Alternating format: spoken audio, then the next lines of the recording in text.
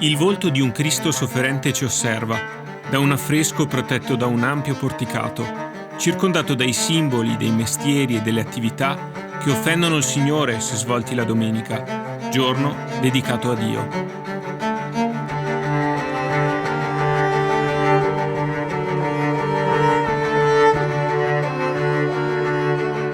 Tra le colline del Felettano, territorio che deve il suo nome alle felci che crescevano negli ampi boschi di castagni, spicca in cima ad un'altura la millenaria Pieve di San Pietro. Fondata dai Longobardi, ma su un sito dalla storia ancora più antica, la Pieve era un luogo di sosta per pellegrini e fedeli del territorio, dove essi potevano seppellire i defunti e ricevere il sacramento del battesimo, ma anche dove la comunità, all'ombra del porticato, poteva riunirsi e persino svagarsi.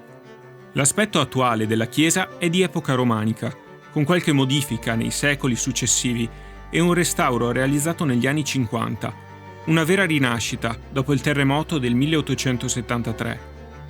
Oltre al citato Cristo della Domenica, sotto il portico altre immagini che ci parlano di devozione popolare e preghiere di intercessione. Intravediamo San Antonio Abate e la Madonna del Latte.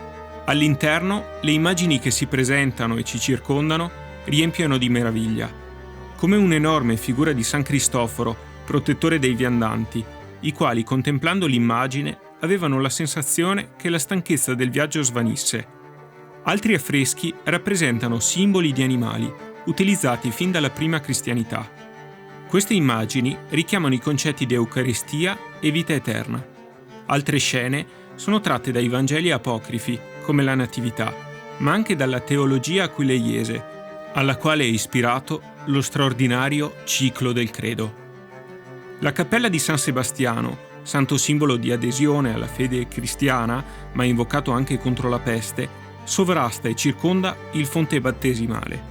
Nell'abside maggiore un Cristo Pantocratore ci guarda severo, circondato da una varietà di personaggi dipinti in epoche diverse. Strati di devozione narranti la lunga storia di questo magnifico luogo.